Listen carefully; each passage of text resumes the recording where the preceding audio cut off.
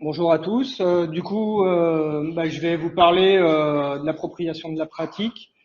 Je suis chargé de prendre la parole au nom des collègues avec qui j'ai travaillé, que je tiens à remercier, notamment Bernard et Christine qui sont ici aujourd'hui, et Steph Joncoux de l'Université de Rimouski au Québec, qui nous a beaucoup accompagnés dans la réflexion sur la méthodologie et puis aussi dans l'analyse du corpus qui a été collecté. Voilà, l'emploi d'urinofertilisants humains, une pratique circulaire acceptable. Le regard des agriculteurs franciliens, ça a fait l'objet d'une publication dans Études rurales. L'idée de la présentation, en fait, les questions qu'on s'est posées, c'était de se dire, essayons d'éviter les écueils qu'il y a pu avoir avec les bouts de stations d'épuration, notamment, où on se retrouve avec un produit qu'on essaye, entre guillemets, de refourguer en fonction de leurs itinéraires agronomiques, de leurs pratiques, de leur matériel.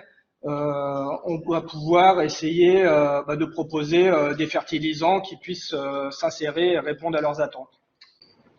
Donc après, sur la base d'une bibliographie, ce qu'on a pu observer, c'est qu'il y avait un phasage entre avant 2005 et après 2005, où avant 2005, la question de la valorisation agricole des urines, elle était traitée par les sciences humaines, surtout sur un aspect qualitatif, où on interrogeait les perceptions et les représentations des agriculteurs et du monde agricole sur qu'est-ce que c'est, comment ils perçoivent les urines et leur usage en agriculture. Et après cette phase-là, il y a eu du travail académique, des travaux académiques plutôt d'ordre quantitatif, où on a essayé par des questionnaires avec des questions assez précises de voir le nombre de personnes qui se positionnaient de telle manière ou de telle manière. En fait, cette tendance à l'approche quantitative par questionnaire, elle a ensuite été beaucoup développée entre, on va dire, 2005 et 2015, pendant une dizaine d'années. Mais il y avait souvent assez peu de répondants, notamment sur toute la bibliographie dans les pays du Sud. Et ce qu'on a pu observer, c'est que les agriculteurs, quand ils répondent à ces questionnaires, ils développent une grille de critères qui leur sont propres et qui sont pondérés aussi en fonction de leur type d'activité. Et que ce qui ressort principalement, c'est le triptyque image, risque sanitaire et réglementation qui va conditionner un petit peu leur comment, quoi. Donc les représentations et les tabous liés aux excrétas, c'est quelque chose qui est très important dans le choix des agriculteurs et ça va varier en fonction des conditions socio-culturelles et des territoires.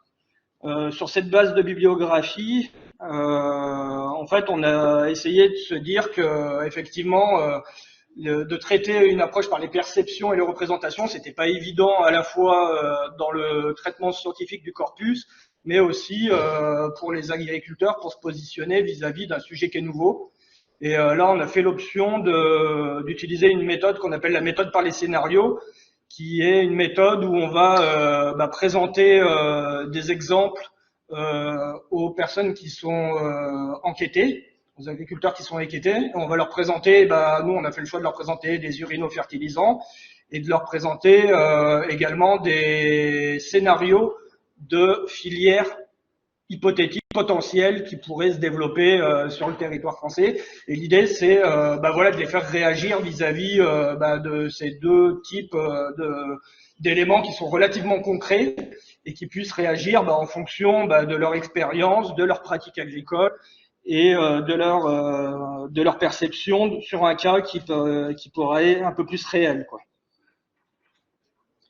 Pour cela, on a défini 4 catégories socio-professionnelles qu'on a déclinées en 6 enquêtes à chaque fois. Donc ça représente 24 agriculteurs répartis sur l'ensemble de l'Île-de-France. On le voit sur la carte et on les a classés en 4 catégories. Donc il y avait les céréaliers conventionnels, les céréaliers agriculture biologique avec le label AB, des maraîchers conventionnels et des maraîchers en agriculture biologique. Dans la grille d'enquête, on a fait l'hypothèse que ces 4 catégories socio-professionnelles allaient avoir des des positionnements très clivants par rapport aux urinofertilisants, très différents. On va dire telle catégorie va réagir de telle manière et telle autre catégorie va certainement réagir d'une autre manière.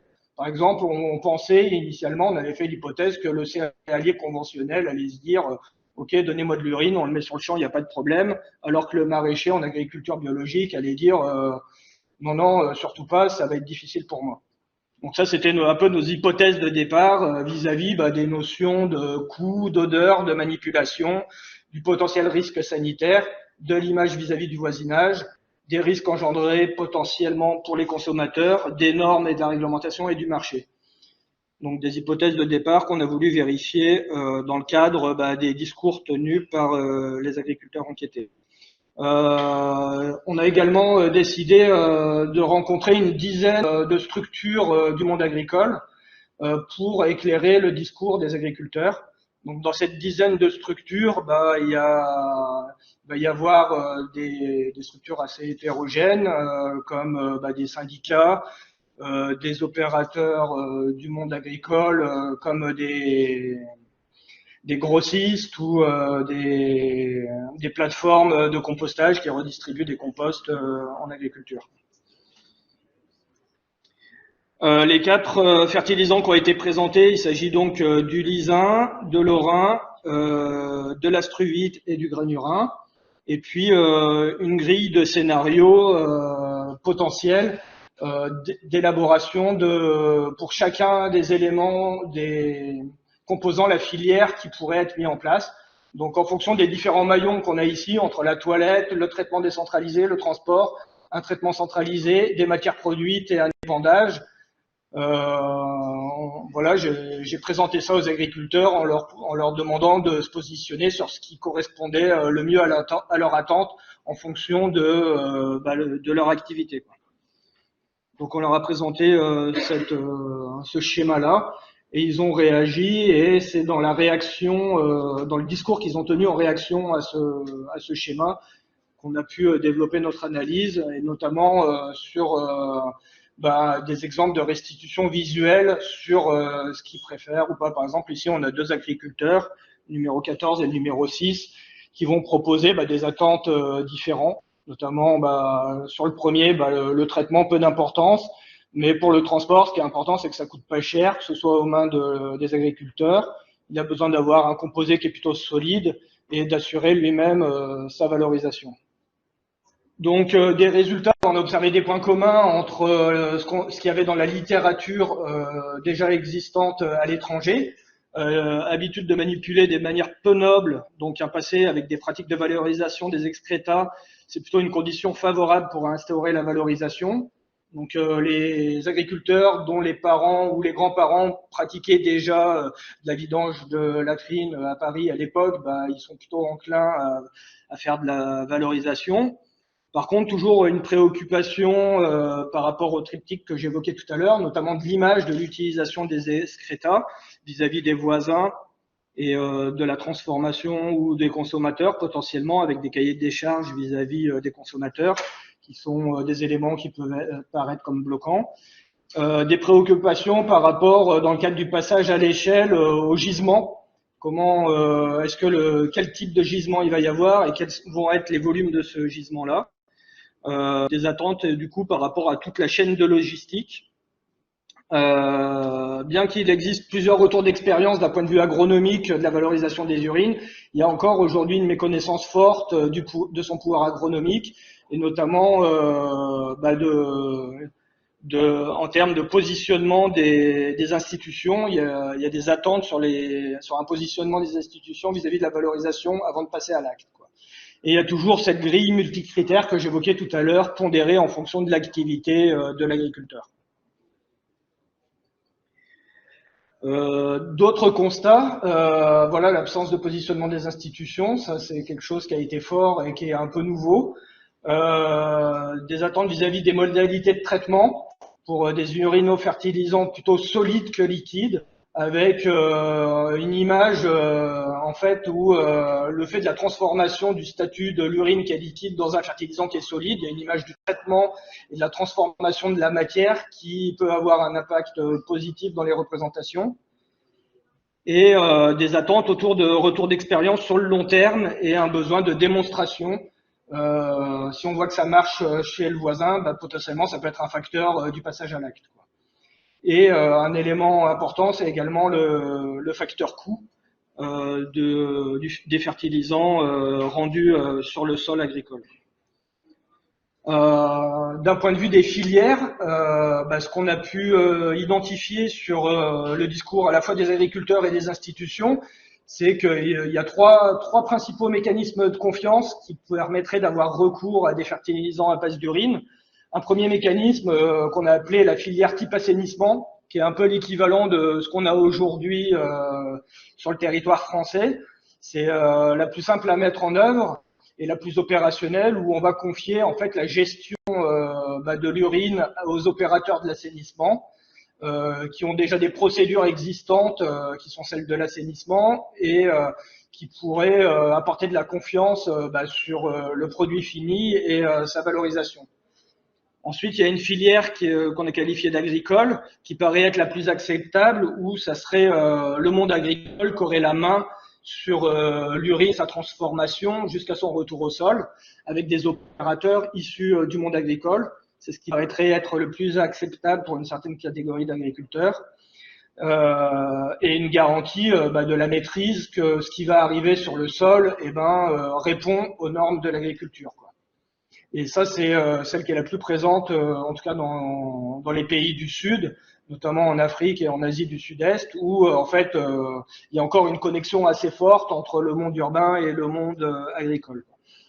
Et après, on a imaginé une filière intermédiaire à mi-chemin entre l'assainissement, le monde urbain représenté par l'assainissement et le monde agricole qui gère ce type de matière. Et du coup plutôt basé sur les coopératives qui sont à l'interaction entre ces deux mondes et où le transport va jouer un rôle central qui va être un bon compromis à l'interface entre le milieu urbain et le milieu rural.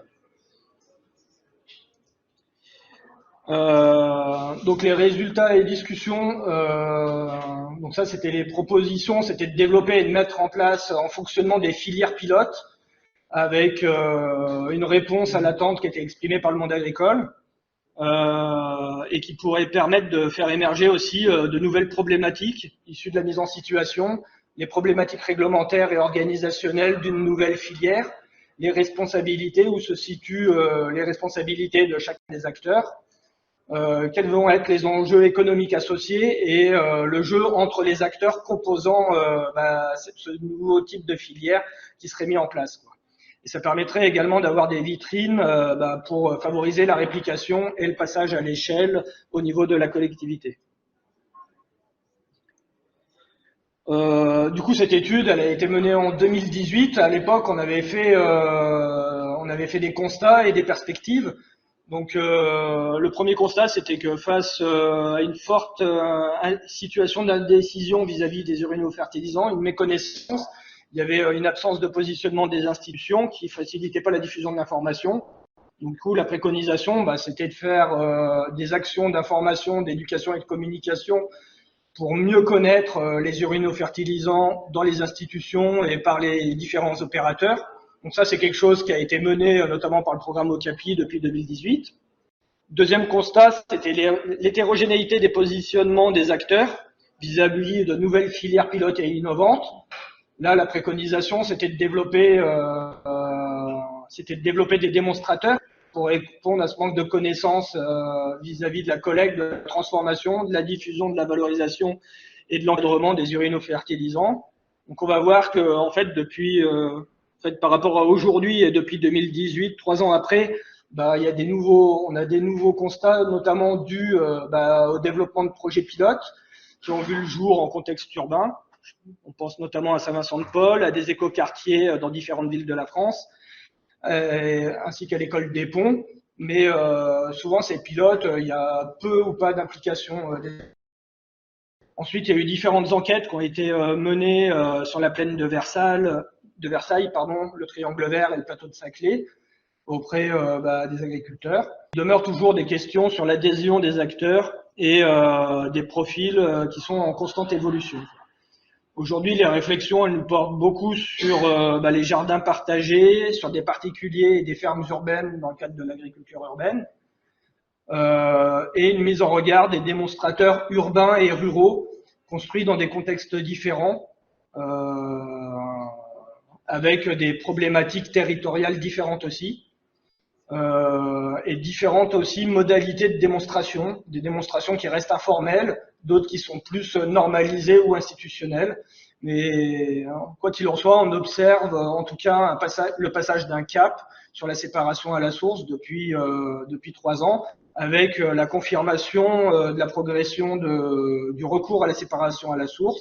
Donc on est vraiment sur un sujet qui est très intéressant et avec des approches urbaines et rurales qui sont très différentes.